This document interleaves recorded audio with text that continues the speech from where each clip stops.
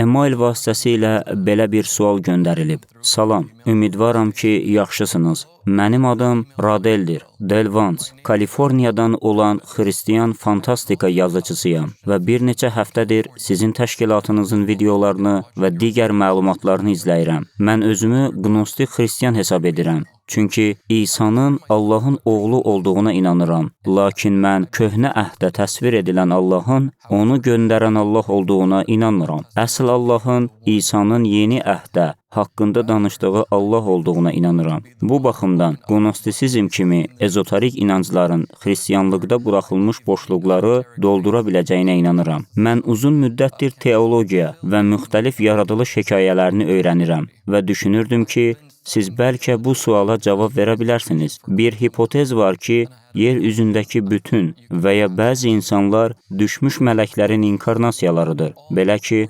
Allahdan üz döndərərək Lusiferə qoşulan mələklər üçün bir bağışlanma yolu olmadığına görə, Məsihin dirilməsindən sonra onlara ilahi status və gücdən əl çəkərək yenidən insan kimi doğulma imkanı verilib ki, bu minvalla onların egoları və günahları məhv edilsin və Allahın surətində yenidən yaradılsınlar. Bu da onlara ikinci bir şans və Allaha qayıdış yolu qazandırsın. Sizin dininiz bu hipotezlə razılaşırmı? Kilsənizin düşmüş mələklərin axır zamanda aqibəti ilə bağlı təlimi nədir? Vaxt ayırdığınız üçün təşəkkür edirəm. Radel.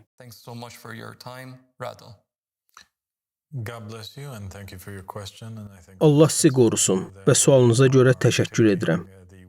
Məncə çox gözəldir ki, siz qnostik mətnlərdə və apokrif, kanonik olmayan yazılardan mövcud olan hikmətli sözlərdən istifadə edirsiniz.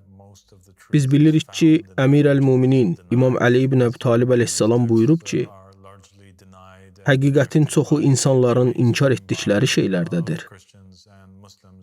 Şübhəsiz ki, bu mətnlər xristiyanların, müsəlmanların və yahudilərin əsas axını tərəfindən inkar edilir və rədd olunur. Onun hipotezi baxımından bu çox gözəldir. Bu çox maraqlı bir nəzəriyyədir və biz onunla razıyıq. Çünki biz inanırıq ki, yalnız düşmüş mələklər deyil, həm yaxşı, həm də pis mələklər yer üzündə inkarnasiya edirlər. Bu yalnız şeytanın övladları və ya ona tabe olanlarla məhdudlaşmır.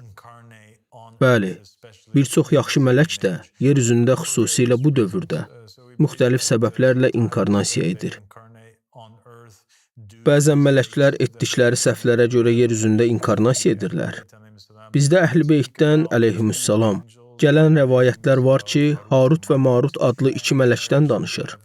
Rəvayətlərə görə bu iki mələk insanlara yuxarıdan baxır. Onların Allahın əmrindən çıxmasını anlamırdılar. Özlərini insanlardan üstün sayırdılar. Allah onlara dərs vermək üçün onların insani bədənlərdə inkarnasiya etməsini istədi. Beləliklə, onlar insan bədəni geyinərək yerə endilər və insanlara məxsus bütün nəfsani arzular, sınaqlar və çətinliklərlə üzləşdilər. Rəvayətdə deyilir ki, onlar içki içmək, zina etmək və qətl törətmək kimi böyük günahlara düçar oldular. Bu, insan olmağın necə çətin olduğunu sübut etdi. Doğularaq dünyaya gələn bu insan təbiətinin iki aspekti var. Nəfsani istəklər və həvəslər olan heyvani aspekt və ilahi hikmət olan səmavi aspekt. Kimin ilahi hikməti və ya ruhu öz arzularına və ya nəfsinə üstün gəlsə, o, Adəm kimi mələklərdən daha üstün olur. Ona görə də Allah mələklərə əmr etdi ki, Adəmə səcdə etsinlər və ona itaət etsinlər. Ona, onlar üzərində hökmranlıq verildi. Lakin insan bədənində doğulan və içlərindəki ilahi hikməti üstələyən nəfs və heyvani instinktlərlə hərəkət edən insanlar və ya fərdlər, heyvanlarda olmayan xüsusiyyətlərə sahib olduqları halda, heyvanlar kimi davrandıqları üçün nəticə etibarilə heyvanlardan da aşağı səviyyəyə düşürlər. Biz inanırıq ki, mələklər də səhv edirlər. Onlar bir çox səhvlər ediblər. Onlar Adəmin yaradılışına qarşı çıxmış və Qurani-Kərimdə Allaha bu barədə sual vermişlər.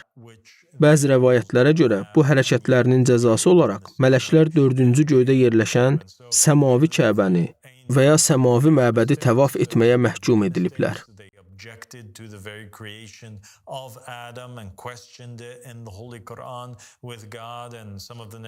Onların bir çoxu təbii təkamül və irəliləyişlərinin bir hissəsi olaraq yer üzündə reinkarnasiya ediblər. Çünki əgər sən bir mələksənsə, sənin azad iradən müəyyən qədər məhduddur. Lakin digər rəvayətlərə görə insan olduqda tam azad iradəyə sahibsən. Biz inanırıq ki, Muhammed və Ali Muhammedin hədisləri açıq şəkildə göstərir ki, İblis və onun bütün yoldaşları yer üzündə reinkarnasiya ediblər. Onların çoxsaylı reinkarnasiyaları olub. Rəvayətlərdə qeyd olunur ki, qaimin zamanında onlar dini alimlər və rəhbərlər kimi reinkarnasiya edəcəklər. İnsanları haqdan azdırmağa çalışacaqlar. Bu şeytanlar, bu düşmüş mələklər əslində reinkarnasiya edib alimlərə, məscidlərdə imam olanlara, Quran oxuyanlara, hədis və Muhammed Peyğəmbərin tarixini öyrədən insanlara çevriləcəklər.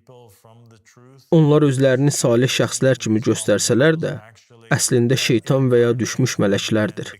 Biz həmçinin bilirik ki, dünyada padşah və ya hökmdar təyin edilənlərin bir çoxu əslində düşmüş mələklərin inkarnasiyalarıdır. Bibliyanın Yeni Əhd bölümündə İsa Məsihin sınağa çəkilməsi epizodunda da bunu görürük. Orada şeytan ona digər hökmdarlar kimi olma fürsəti verir. Ona hakimiyyət təklif edir. Bu da sübut edir ki, yer üzündəki hökmdar və rəhbərləri təyin edən, İblisə yaxın olan düşmüş mələkləri vəzifəyə gətirən məhz İblisdir. Ali Muhammedin yəmanisi İmam Əhməd Əl-Həsənin əleyhissalam açıq-aşkar sözləri var ki, o belə deyir. Məsələn, düşmüş mələklərdən biri Şərşəran adlı bir mələk idi. O, İblis və ya Lusiferin çox yaxın şeytani yoldaşıdır. Bu fərd, yəni bu düşmüş mələk, George Bush olaraq inkarnasiya edib.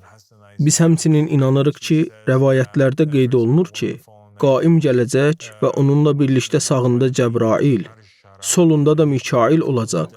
İsrafil və digər yaxşı mələklər də insan surətində inkarnasiya edərək, qaimi dəstəkləmək üçün gələcəklər. Və əlbəttə, bu dəvətdə bizimlə birlikdə insan surətində inkarnasiya etmiş bir çox mələk var. Onlardan bəziləri özlərini tanıyır və əvvəlki həyatlarına dair xatirələri var. Digərləri isə hələ xatırlamırlar. Amma qaim onların hamısını tanıyır. In human form in order to support the Qa'im, and certainly we have in this dawah with us many of those angels that have incarnated in human form, and some of them recognize themselves and have memories of their previous life, others don't, and the Qa'im knows all of them.